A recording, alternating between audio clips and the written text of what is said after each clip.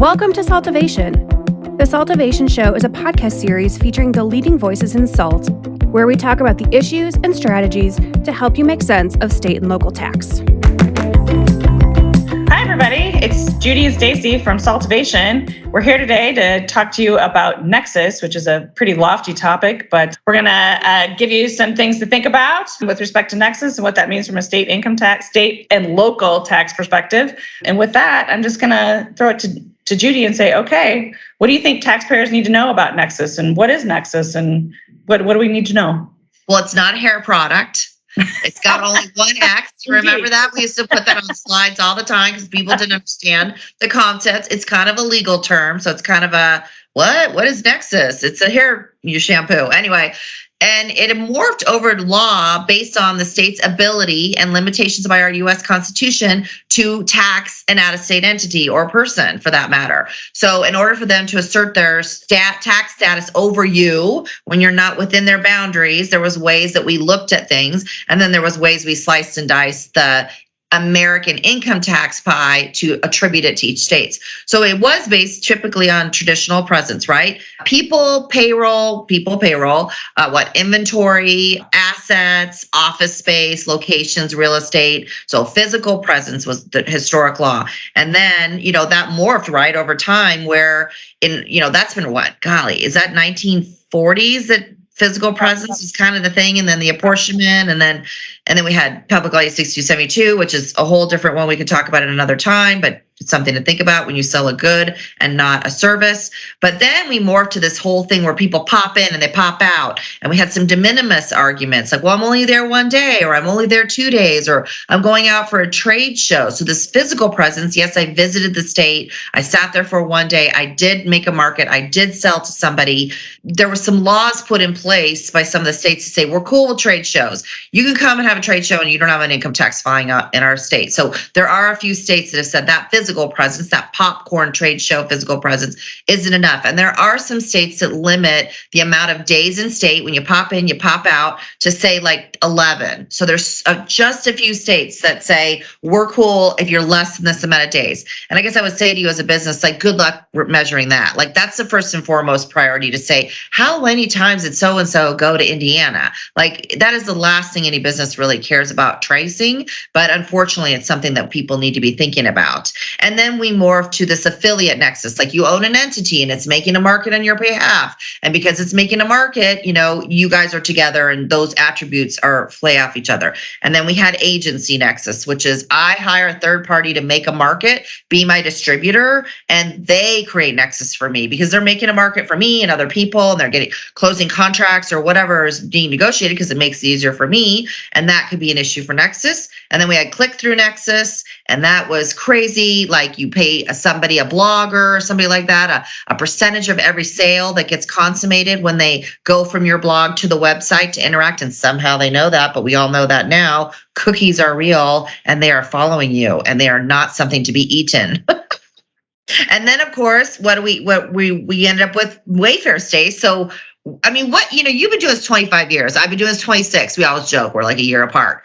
What do you think, based on your living in this world and explaining to your clients, like, you have a duty, you don't have a duty, and they're all leading with Wayfair. What do you think about that morphing to that?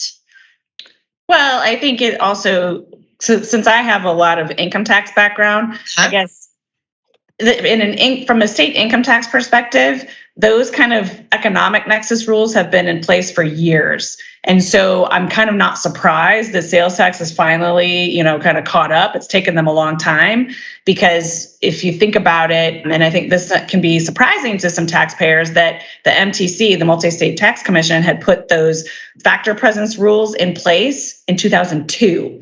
And what that meant was that, their kind of baseline is $500,000 of sales into a state, $50,000 of payroll, $50,000 of property, or if you're, overall property payroll and sales are 25% or more of the total, then that would be Nexus creating in a jurisdiction. Now, that's the MTC's rule, and not every state has to follow it. And as we know, now not every state has, that bright line economic nexus rule for income tax. But I think it just goes to show, right, that those rules were put in place in 2002. And then we've seen over time in the income tax space where, like the Toys R Us case, the Jeffrey case, that was back in the 90s, where that started kind of this opening up the floodgates of, if you're just kind of deriving income in our jurisdiction, then that's enough to create nexus.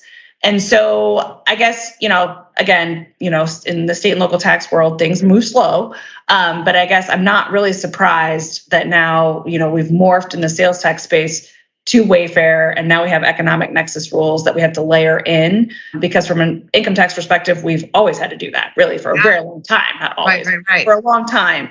But it's just a lot more complexity. And I guess it just goes to show, right, that the states are becoming more and more creative as to how they're going to get revenue.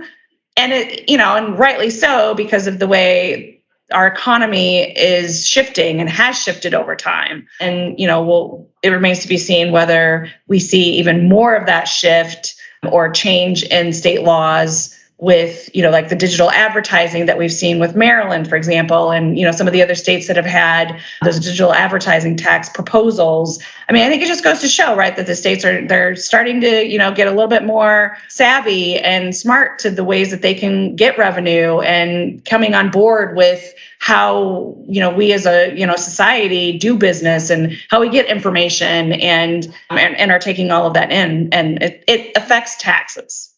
Right.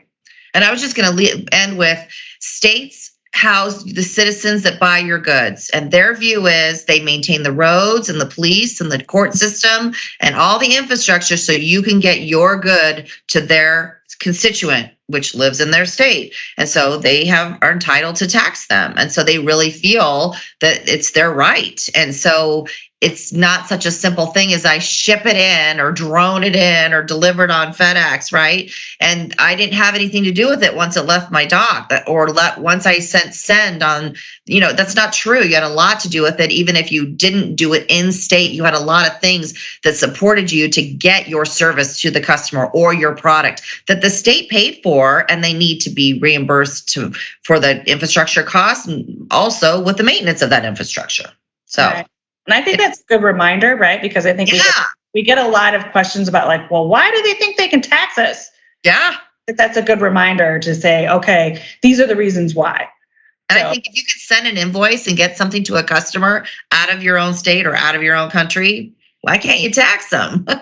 Right? I mean, it doesn't seem like it's that hard to do if you just sat down and figured it out. But of course, a lot of people refuse to do that. And that's why we exist, because we're here to figure out that puzzle of sales tax and state taxes for all our clients. All right. And with that, if anybody has additional questions or wants more information, reach out to us at saltovation.com. Thanks, everybody. This podcast is for educational purposes only and is not intended, nor should it be relied upon as legal, tax, accounting, or investment advice. You should consult with a competent professional to discuss specifics of your situation and the applicability of the information presented.